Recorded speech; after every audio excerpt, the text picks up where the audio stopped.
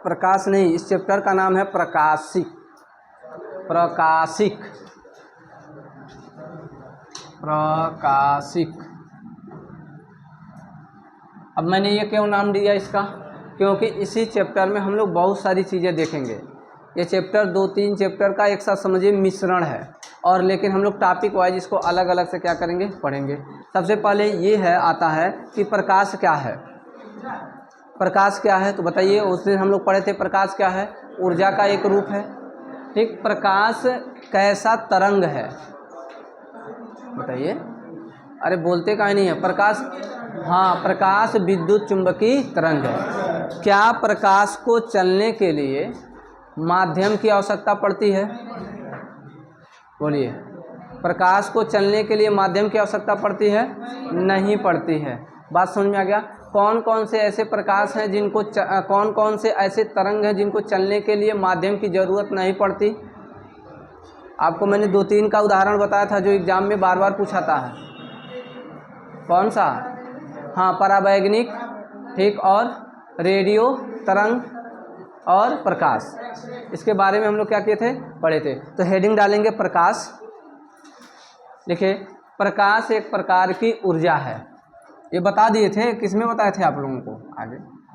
प्रकाश एक प्रकार की क्या है, ऊर्जा है, बोले थे। दूसरा, प्रकाश कैसा तरंग है, विद्युत चुंबकीय तरंग है। तो लिखिए प्रकाश विद्युत चुंबकीय तरंग है। प्रकाश विद्युत चुंबकीय क्या है, तरंग है।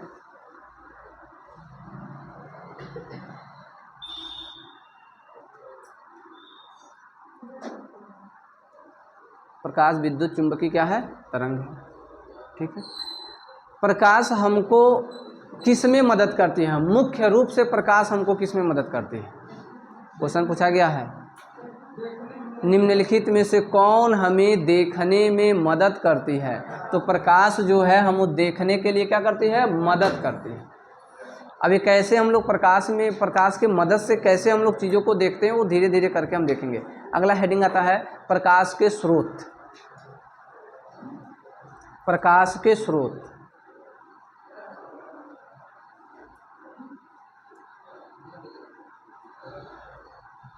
प्रकाश के स्रोत। तो प्रकाश के कितने स्रोत हैं, मुख्य रूप से देखें तो प्रकाश के कितने स्रोत हैं। प्रकाश के कितने स्रोत हैं, 2 स्रोत हैं। कौन कौन से, आपको पहले भी अगर नहीं जानते हैं तो ध्यान रखिए। प्राकृतिक और कृत्रिम प्रकाश के स्रोत, या उसी को हम लोग कहते हैं दीप्त प्रकाश के स्रोत या अदीप्त प्रकाश के स्रोत। दीप्त प्रकाश के स्रोत का मतलब, तो प्रकाश के स्रोत कितने हैं, 2 हैं। पहले को क्या लिखेंगे, दीप्त, दीप्त प्रकाश के स्रोत। दूसरे को क्या लिखेंगे, अदीप्त प्रकाश के स्रोत, अदीप्त प्रकाश के स्रोत। तो प्रकाश के हमारे पास 2 स्रोत हैं, दीप्त प्रकाश के स्रोत और अदीप्त प्रकाश के स्रोत। और यहाँ क्वेश्चन ये परिभाषा नहीं पूछता है कि दीप्त प्रकाश का स्रोत क्या होता है। ऐसी वस्तुएं जो स्वतः चमकती हैं उन्हें कहते हैं दीप्त प्रकाश का स्रोत। ऐसी वस्तुएं जो किसी के मदद से या जो चमकती नहीं है या किसी दूसरे के प्रकाश से प्रकाश लेके चमकती हैं उसे अदीप्त प्रकाश के स्रोत कहते हैं। आपसे कहेगा 4 ऑप्शन देगा, कहेगा निम्नलिखित में से कौन दीप्त प्रकाश का स्रोत है। बात समझ में आ रहा। तो दीप्त प्रकाश स्रोत में लिखे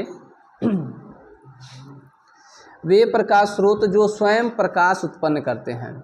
वे प्रकाश स्रोत जो स्वयं प्रकाश उत्पन्न करते हैं, जो स्वयं प्रकाश उत्पन्न करते हैं।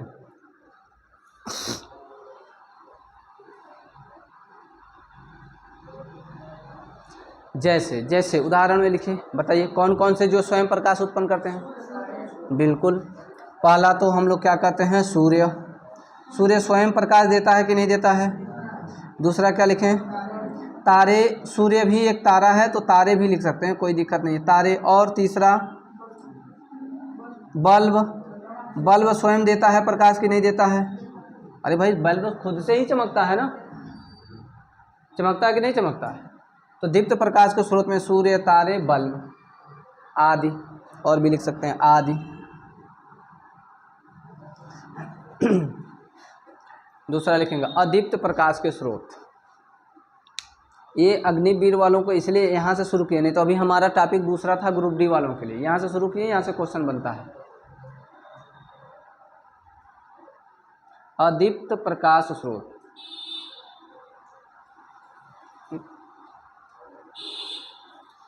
इसी के परिभाषा से एक बार क्वेश्चन बना था। ऐसे प्रकाश स्रोत जो किसी दूसरे के प्रकाश से चमकते हैं उन्हें कौन सा प्रकाश स्रोत कहते हैं? अदीप्त। मतलब यह किसी से, जैसे मान लीजिए यह हमारे पास कोई वस्तु है और ये वस्तु क्या किया, सूरज से क्या ले लिया, प्रकाश ले लिया, और लेने के बाद फिर से यह अपने आप को क्या करने लगा, चमकने लगा। रात में क्या होने लगा, ये चमकने लगा। तो ऐसे प्रकाश स्रोत को हम लोग क्या कहते हैं? अदीप्त प्रकाश स्रोत। तो लिखिए, इसमें लिखेंगे वे प्रकाश स्रोत जो स्वयं प्रकाश उत्पन्न नहीं करते, वे प्रकाश स्रोत जो स्वयं प्रकाश उत्पन्न नहीं करते, बल्कि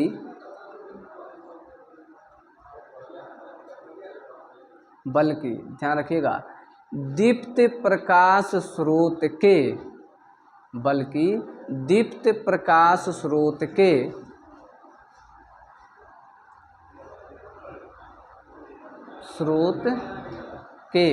प्रकाश को, दीप्ति प्रकाश स्रोत के प्रकाश को परावर्तित करके क्या होते हैं? प्रकाश देते हैं। दीप्ति प्रकाश स्रोत के प्रकाश को परावर्तित करके प्रकाश देते हैं।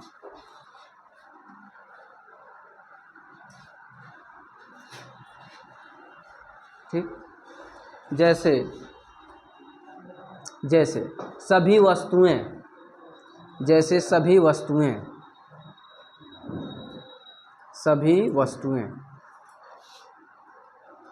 चंद्रमा कौन? ग्रह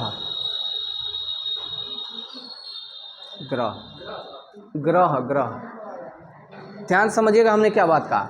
हमने कहा दीप्त प्रकाश का स्रोत क्या है, मतलब ध्यान समझिएगा, अभी बल्ब पे संशय रहा होगा ना, दीप्त प्रकाश स्रोत है। दीप्त प्रकाश स्रोत, जैसे मान लीजिए हमने क्या किया, एक बल्ब लिया, बल्ब बना दे, क्या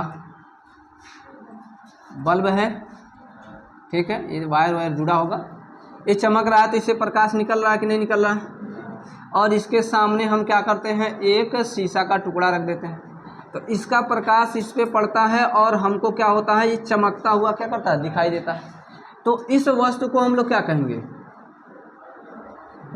अदीप्त प्रकाश का स्रोत। इसको हम लोग क्या कहेंगे, भाई ये खुद से बल्ब प्रकाश दे रहा है और ये क्या हो रहा है, चमक रहा है, इसको हम लोग कहेंगे दीप्त प्रकाश के स्रोत। जैसे मैंने लिखा सभी वस्तुओं का मतलब आदमी। बताइए, आदमी दीप्त प्रकाश का स्रोत है कि अदीप्त प्रकाश का स्रोत है?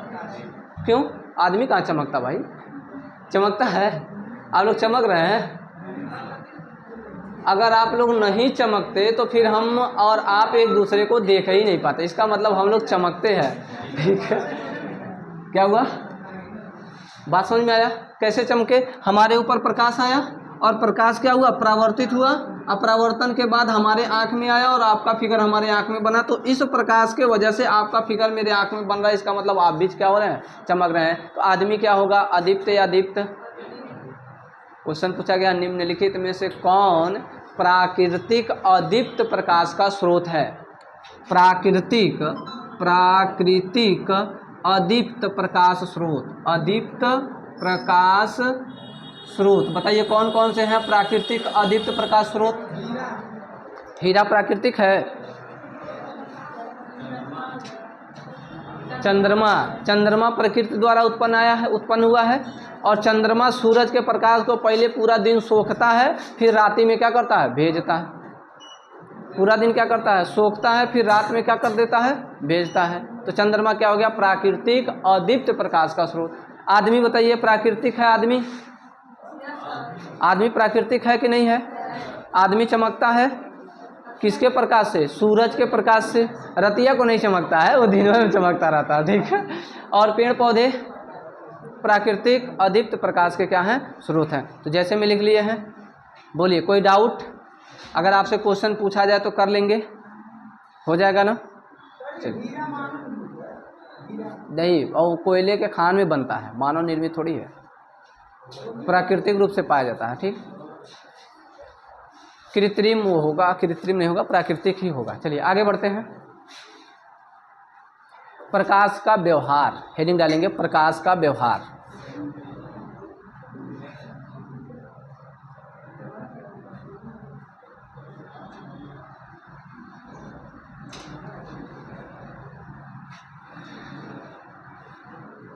प्रकाश का व्यवहार, यहाँ से क्वेश्चन पूछा गया है कई बार, बहुत इंपॉर्टेंट क्वेश्चन पूछा गया है, ठीक है। प्रकाश किस प्रकार व्यवहार करता है?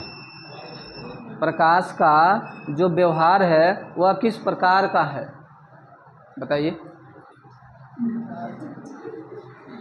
प्रकाश बहुत ढीठ है, गाँव में घूमता, डंडा लेके दौड़ता रहता है वही, अरे उस प्रकाश की बात नहीं हो रही है, प्रकाश की बात हो रही। तो पहले ही हम लिखे थे प्रकाश एक क्या है? ऊर्जा है, तो ऊर्जा के रूप में काम करता है प्रकाश। फिर प्रकाश क्या है? तरंग के रूप में काम करता है, ठीक है। और प्रकाश का एक मूलभूत गुण होता है जिसको न्यूटन साहब ने बताया था। न्यूटन ने बताया था क्या?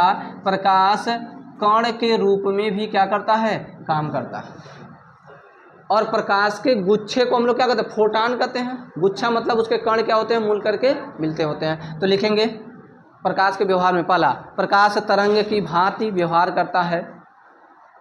प्रकाश तरंग की भांति व्यवहार करता है।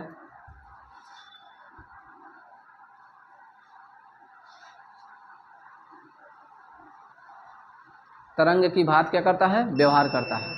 अब ईमानदारी से बताइएगा, ये क्वेश्चन बहुत इंपॉर्टेंट है। प्रकाश एक तरंग है, इसके बारे में किसने बताया था? हाइगेंस ने बताया था, ठीक है। हाइगेंस ने कहा था प्रकाश विद्युत चुंबकीय तरंग के रूप में क्या करता है? काम करता है। लेकिन प्रकाश एक कण है, किसने बताया था? न्यूटन ने बताया था। तो लिख लेंगे अगला, प्रकाश तरंग की भांति काम करता है, हाइगेंस ने बताया था, या हाइगेंस का सिद्धांत है, हाइगेंस ने बताया था।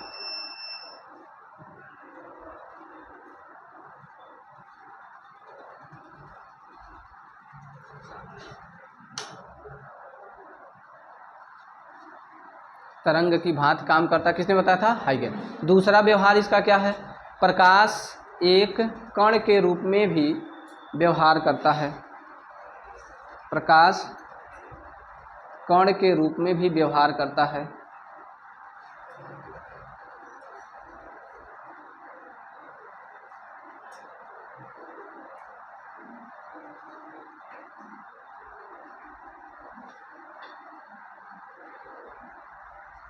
प्रकाश कण के रूप में काम करता है। स्टार बना के लिखेंगे। यह सिद्धांत न्यूटन ने दिया। यह सिद्धांत किसने दिया था? न्यूटन ने दिया था।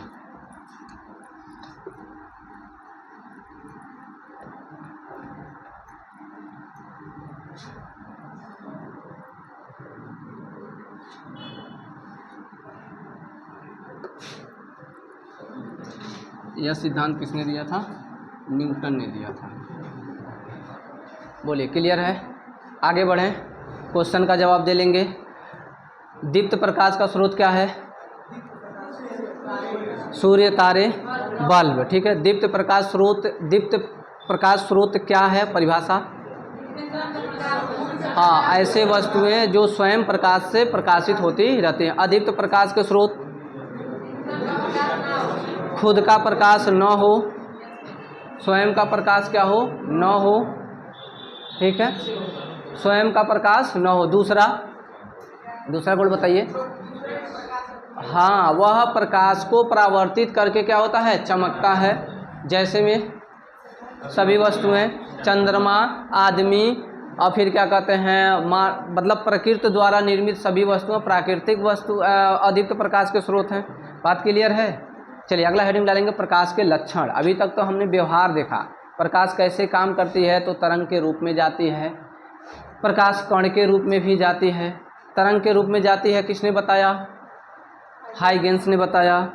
कण के रूप में जाती है किसने बताया? न्यूटन। अब लोग बोलते नहीं है, ध्यान कहाँ रहता आप लोगों का? न्यूटन ने बताया। प्रकाश का लक्षण, ठीक। अब प्रकाश क्या क्या दिखाती है आपको, उसके लक्षण क्या? नहीं कहते हैं ये छोटा सा बालक है, इसका लक्षण देखने में लग रहा है बहुत तेज तर्कदार होगा, बहुत बदमाश है, ठीक है। चलिए लक्षण में लिखेंगे पहला, प्रकाश की चाल। लक्षण क्या है पहला? प्रकाश की चाल गमन पथ पर निर्भर करता है। गमन पथ पर क्या करता है? निर्भर करता है। इसका मतलब क्या है? गमन पथ का मतलब, अब हमारे पास गमन पथ के कई स्रोत हैं, जैसे ठोस हो, द्रव हो, गैस हो और क्या हो? निर्वात हो। यही तो हमारे गमन पथ हो सकते हैं। अगर हम प्रकाश को लाए कहें प्रकाश बाबू आजा दीवाले में घुस जा, अरे प्रकाश बाबू को नहीं, उस प्रकाश की बात करें जो ऊर्जा है, गांव वाले प्रकाश बाबू की बात नहीं हो रही है। तो ठोस में प्रकाश कैसे चलता है, द्रव में से कैसे चलता है, गैस में कैसे चलता है और निर्वात में कैसे चलता है। तो प्रकाश किस पे निर्भर करता है? प्रकाश का गमन पथ कैसा है उस पे निर्भर करता है। ठोस में प्रकाश सबसे कम, ठोस में प्रकाश सबसे कम, उसके बाद द्रव में, उसके बाद गैस में, और सबसे तेज किस में चलता है? निर्वात में चलता है। जहाँ पे कुछ नहीं है वहाँ प्रकाश एकदम फास्ट चलता है। अगर हम गैस में आते हैं तो प्रकाश क्या होता है? थोड़ा सा स्लो होता है। द्रव में आते हैं तो थोड़ा सा और स्लो होता है, और ठोस में जाते हैं तो बिल्कुल है स्लो। अभी दीवार है, आप उस तरफ चले जाइए, हम इस तरफ, अब प्रकाश को भेज दीजिए आप, प्रकाश तो देख पाएंगे हम लोग, एक दूसरे को देख पाएंगे, क्योंकि प्रकाश जो है दीवार के पार नहीं जा पा रही है। मिस्टर इंडिया नहीं है, घड़ी पहन लिए, दबा दिए हैं, अब दिखाई नहीं दे रहा है। तो मिस्टर इंडिया का घड़ी क्या बताता है? क्या बताता है? क्योंकि मिस्टर इंडिया के अंदर से सारे के सारे प्रकाश क्या हो जा रहे हैं? गुजर जा रहे हैं, इसलिए कोई देख ही नहीं पाता। वही प्रकाश आता, रुक जाता और फिर रिटर्न होके आपके आंख पे जाता तो क्या होते? आप दिखने लगते। तो मिस्टर इंडिया घड़ी देखे हैं पिक्चर, ठीक है। तो प्रकाश क्या है? मिस्टर इंडिया के अंदर से गुजर जाएगा। जिस दिन प्रकाश इस दीवार से उस पार चला जाएगा उस दिन हम लोग क्या हो जाएंगे? बादशाह बन जाएंगे। बादशाह वाला चश्मा देखे ना लगा के, दीवार के उस टाइप भी देख लेता है, कौन क्या पहना है सब देख लेता है, बंदूक बंदूक सब दिख जाता है। देखे कि नहीं देखे? दिखा सेम। तो वो क्या है? वो चश्मा क्या कर रहा है? वो चश्मा क्या करता होगा? प्रकाश को उस दीवार के उस टाइप भेज देता होगा। चलिए लिखते हैं, प्रकाश ठोस में सबसे कम, उससे ज़्यादा द्रव में, उससे गैस और सबसे ज़्यादा निर्वात में। क्रम से लिख लीजिए, ऐसे ही बना लीजिए।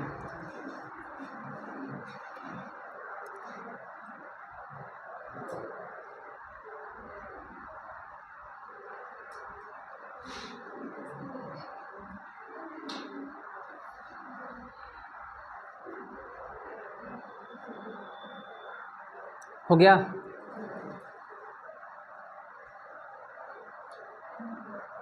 हो गया कि नहीं हो गया? चलिए अगला, निर्वात में प्रकाश सबसे क्या होती है? तेज चलती है। सबसे तेज कहाँ चलती है? निर्वात में। इसमें कई बार आपसे क्वेश्चन पूछा है, निर्वात में प्रकाश की चाल कितनी होती है? तो 3 × 10⁸ मीटर पर सेकेंड। क्या याद रहेगा? अलग अलग वस्तुओं में हम लोग अलग अलग डाटा नोट करेंगे अलग से। चलिए आगे बढ़ते हैं। दूसरा इसका लक्षण क्या है प्रकाश का? क्या? हाँ वो तो हम लोग देख चुके हैं, उसमें कोई बड़ी बात नहीं। दूसरा क्या लक्षण है इसका? प्रकाश सरल रेखा में गति करती है। लिख लीजिए, प्रकाश सरल रेखा में गति करती है। कब वो टेढ़ी मेढ़ी नहीं होती? टेढ़ी मेढ़ी कब होगी? जब किसी वस्तु से टकराएगी तब इधर उधर जाएगी। प्रकाश सरल रेखा में गति करती है।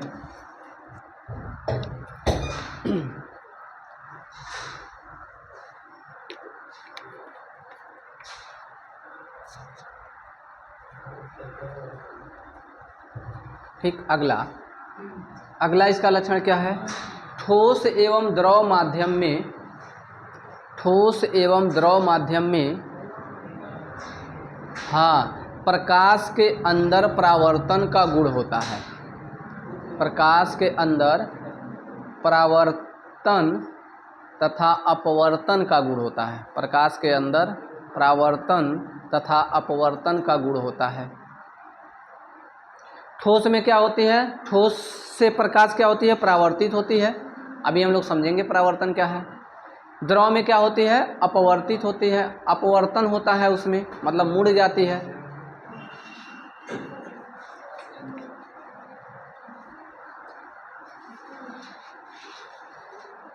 ठीक, अगला लिखेंगे इसके गुण, चौथा या तीसरा नंबर जो भी होगा। दृश्य प्रकाश की तरंग दैर्घ्य। दृश्य प्रकाश की तरंग, दृश्य प्रकाश का मतलब हाँ, ऐसे प्रकाश जिसमें हम किसी वस्तुओं को क्या कर सकें? देख सकें, उसे हम लोग कहते हैं दृश्य प्रकाश। इसका कई बार पूछा है, इसका तरंग दैर्घ्य कितना होता है? तो लिख लेंगे 4000 एंगस्ट्रॉन से 8000 एंगस्ट्रॉन के मध्य।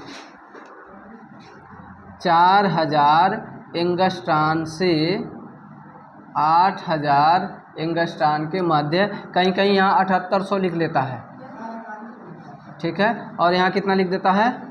4800 एंगस्ट्रॉन लिख देता है। तो डाटा आपको देख करके ही लगाना, ठीक। 4000 से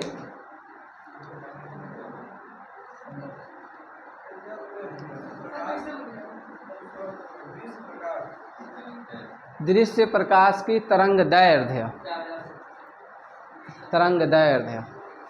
4000 एंगस्ट्रॉन से 8000 एंगस्ट्रॉन के मध्य होता है। 4000 से 8000 लिखे, ठीक।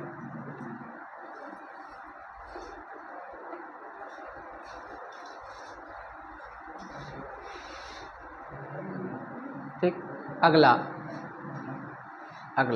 और क्या लक्षण है इसके? और क्या गुण है?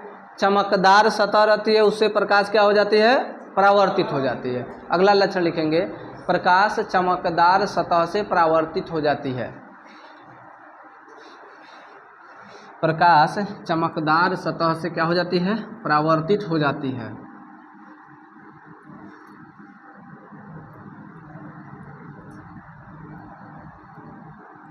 परावर्तित हो जाती है।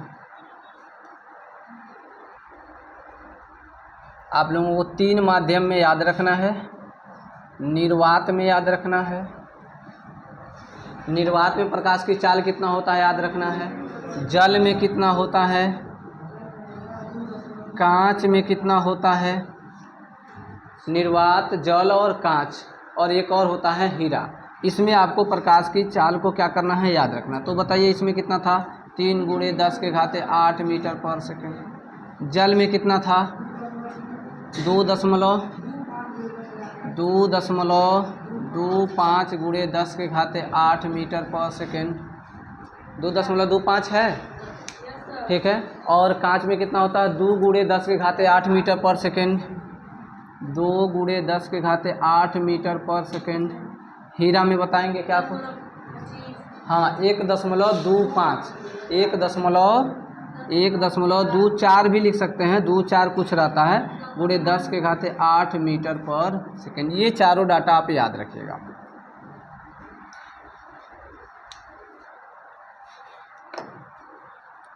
निर्वात में 3 × 10⁸ मीटर पर सेकेंड, जल में 2.25 × 10⁸ मीटर पर सेकेंड, कांच में 2 × 10⁸ मीटर पर सेकेंड, हीरा में 1.24 × 10⁸ मीटर पर सेकेंड।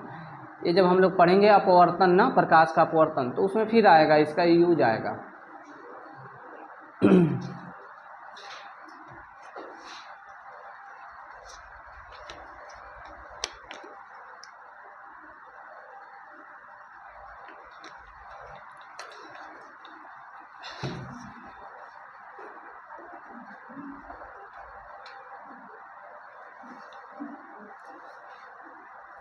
ठीक, अगला है आपका टॉपिक, यहाँ से भी क्वेश्चन बनता है, प्रकाशिक माध्यम।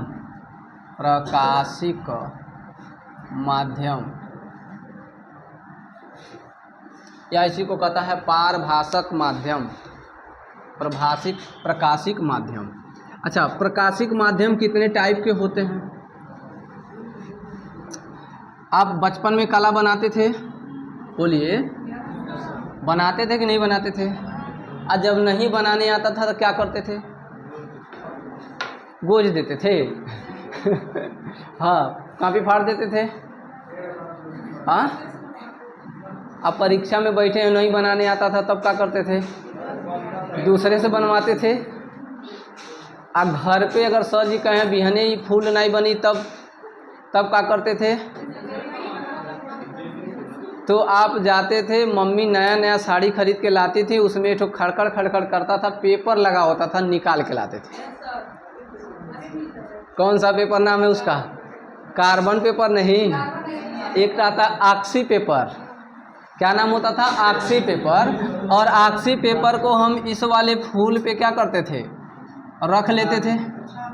ठीक है, इस वाले देखिए हमको बनाने नहीं आ रहा है तो हम यही काम करते थे। इस वाले फूल को क्या करते थे, इस वाले फूल के ऊपर हम लोग ऐसे रख देते थे, और ऊपरा से उगा लेते थे, और फिर ले जाके क्यों रख पाते थे उसको, क्योंकि उस पेपर से हमको दोनों साइड में दिखाई देता था। यानी ऑक्सी पेपर का हम इस्तेमाल करते थे कि नहीं करते थे बचपन में। यह किसके कारण तैयार होता है, यह प्रकाश के कारण तैयार होता है। बात समझ में आया। तो हमारे पास 3 टाइप के क्या होते हैं, प्रकाश का माध्यम होता है। पहले माध्यम को लिखेंगे पारदर्शक माध्यम। पहले माध्यम का नाम क्या है, पारदर्शक माध्यम। कहते हैं पारदर्शी पेपर द हो, कहते कि नहीं कहते हैं, पारदर्शक माध्यम, पारदर्शक माध्यम।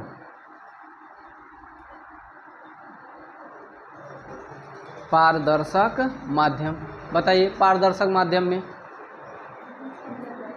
अरे बोलिए, पारदर्शक माध्यम में प्रकाश आर पार हो जाए तो मिस्टर इंडिया बन जाएगा। अरे प्रकाश पूरा रूप से आर पार नहीं होता है, आंशिक रूप से थोड़ा प्रकाश आर पार होता है, जिसके कारण हमको धुंधला धुंधला कुछ चीज़ें क्या होती हैं, उधर वाली दिखाई देती हैं। तो सीधे सीधे कहता है ऐसे माध्यम को कौन सा माध्यम कहते हैं, जिस माध्यम से प्रकाश थोड़ा सा क्या हो जाए, गुजर जाए, थोड़ा गुजर जाए तो क्या कहेंगे, पारदर्शक माध्यम। बात समझ में आया। तो लिखिए ऐसा जिन माध्यमों से, ऐसे लिखिए जिन माध्यमों से प्रकाश का आंशिक भाग गुजर जाता है,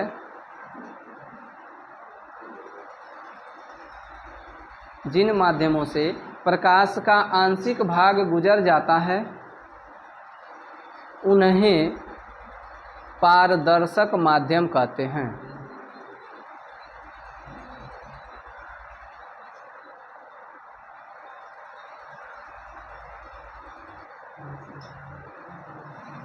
उन्हें पारदर्शक माध्यम कहते हैं। मतलब इतना प्रकाश तो गुजर जाता है जिससे इस वस्तु के दूसरे साइड में सारी की सारी वस्तुएं स्पष्ट हमको क्या होती हैं, दिखाई देती। कुछ ही हिस्सा गुजरता प्रकाश का, लेकिन इतना प्रकाश गुजर जाता है, जैसे मान लीजिए पेपर है, इस पेपर को उठा के हमने इसके ऊपर रखा, और जब ऊपर से देख रहे हैं तो क्या हो रहा है, एक कमल का फूल हमको स्पष्ट दिखाई दे रहा है। इसका मतलब पर्याप्त प्रकाश गुजर रहा, तभी तो हम लोग इसको उधर से देख पा रहे हैं। जैसे में अगर आपसे उदाहरण पूछे तो जैसे इसके उदाहरण कौन कौन से होंगे, जैसे बताइए क्या, जैसे जल, जल कैसा जल, शुद्ध जल, कैसा जल, शुद्ध जल। शुद्ध जल में देखे हैं, बाल्टी में पानी भर के पैसा गिरा दीजिए, पैसा दिखेगा कि नहीं दिखेगा, इसका मतलब प्रकाश उधर से गुजर जा रहा है। कांच, शीशा, कांच, अरे पीछे पॉलिश वाला कांच नहीं, सिंपल वाला कांच तो क्या होता है, इस पार से उस पार दिखाई देता है कि नहीं दिखाई देता। तो जल, शुद्ध जल और कांच ये किसके उदाहरण है, पारदर्शक माध्यम के उदाहरण है। बात समझ में आ रहा है। ऑक्सी पेपर, कौन सा पेपर, ऑक्सी पेपर, ये कैसा, किसका उदाहरण है, पारदर्शक माध्यम का। ठीक है, तो लिख लीजिए, जैसे में लिख लीजिए जल, कांच, ऑक्सी पेपर।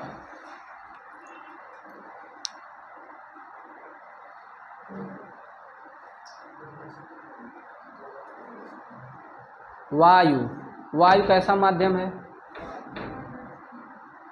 ठीक, क्वेश्चन पूछा गया, पूछें क्या, कहता है निम्नलिखित में से कौन सा पारदर्शक माध्यम का उदाहरण है। ध्यान से सवाल का जवाब दीजिएगा। निम्नलिखित में से कौन सा पारदर्शक माध्यम का उदाहरण है। पहला है दूषित जल, दूसरा है घिसा हुआ कांच, तीसरा है तैलीय कागज, चौथा है वायु।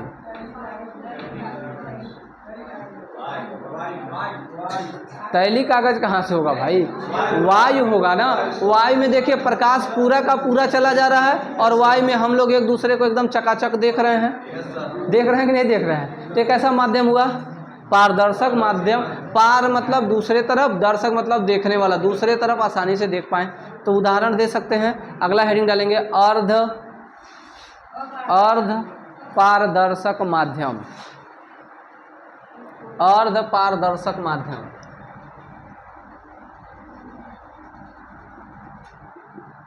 पारभासक माध्यम, इसी का एक और नाम है। पारभासक माध्यम का नाम है अर्ध पारदर्शक माध्यम। पारभासक का क्या है? पारभासक माध्यम या अर्धपार।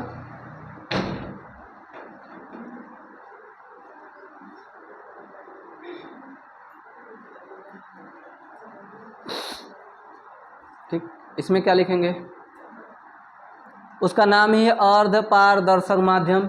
इसका मतलब पारदर्शक माध्यम से थोड़ा सा कम प्रकाश दूसरे साइड में जा रहा होगा। इसका मतलब जो आंशिक भाग पारदर्शक माध्यम में गुजर रहा है, उस आंशिक भाग से भी कम प्रकाश क्या होगा? इस माध्यम से गुजरेगा। जैसे हम समझते हैं कि नहीं समझते हैं? समझते हैं कैसे? रात में पढ़ रहे हैं लालटेन जला के, और तेल हमारे कॉपी पे क्या हो जाए? गिर जाए। या भूख लगा, दोपहर हम रोटी लपेट के खा रहे हैं, उसी में सब्जी गिर जाए, टप दे तो गिर जाता है। तो यहाँ पे क्या हो जाता है? यहाँ पे क्या होता है? तेल लग जाता है। और तेल लगने के बाद 1-2 दिन के बाद, चाहे उसी दिन थोड़े समय के बाद, जब हम इसको ऐसे साफ कर देते हैं तो पता चलता है पिछवा वाला भी अक्षरिया दिख रहा है उसी माध्यम से। तो क्या एकदम स्पष्ट दिखता है? बहुत हल्का हल्का दिखता है। तो ऐसे माध्यम को हम लोग क्या कहते हैं? अर्ध पारदर्शक माध्यम कहते हैं। मतलब पूर्ण रूप से तो नहीं दिखाई देता है। तो इसकी परिभाषा क्या लिखेंगे? तो लिखिए, जिन माध्यम से प्रकाश का केवल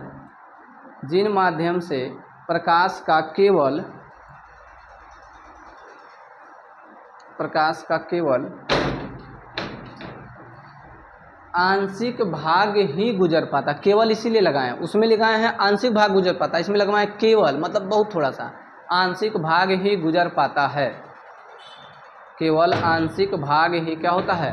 गुजर पाता है। ठीक, जैसे उदाहरण क्या लिखेंगे? अब बाल्टी में पानी भर लाइए नारी में से, सिक्का डाल के देखिए, दिखेगा कि नहीं दिखेगा? अब डिपेंड करता है नाली का पानी कैसा है। ठीक है, ज़्यादा कीचड़ वाला है कि साफ वाला है कि खाली सरफ मिला हुआ है, तो किस पे डिपेंड करता है? उस पानी पे डिपेंड करता है। तो हमको दूषित जो जल होता है उसमें सिक्का तो दिखता है, लेकिन धुंधला धुंधला दिखता है। ठीक है, तो जैसे लिख लीजिए दूषित जल। और क्या लिखेंगे? घिसा हुआ शीशा। जैसे शीशा है, मान लीजिए इतना बड़ा शीशा है, इस शीशा को खूब बढ़िया से रगड़ दीजिए, रगड़ देते हैं, उसके बाद इस जगह से देखते हैं तो साफ दिखाई नहीं देता है, उसे हम लोग क्या कहते हैं? घिसा हुआ शीशा। ठीक, और क्या लिख सकते हैं? तैलीय कागज।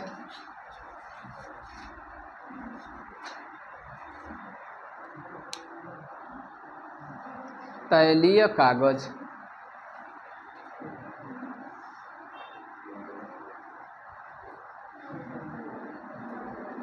तैलीय कागज। ठीक है, और तीसरा जो माध्यम है उसको हम लोग कहते हैं अपारदर्शक माध्यम। तीसरा है अपारदर्शक माध्यम। क्या हुआ भाई? अपारदर्शक माध्यम।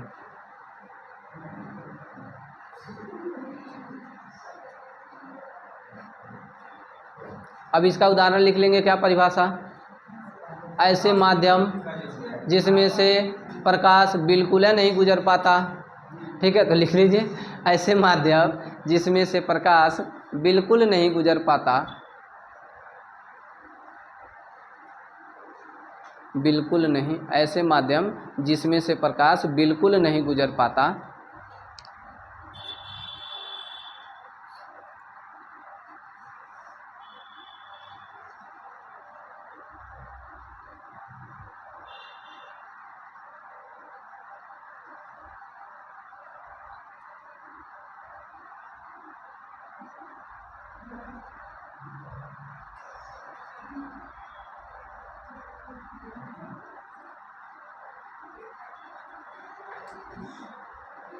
बिल्कुल नहीं गुजर पाता। जैसे में क्या लिखेंगे, लोहा लिख लीजिए, ठोस में लकड़ी लिख लीजिए, ठीक है, लोहा, लकड़ी, पीतल, सोना, प्रकाश आर पार होगा क्या? नहीं होगा।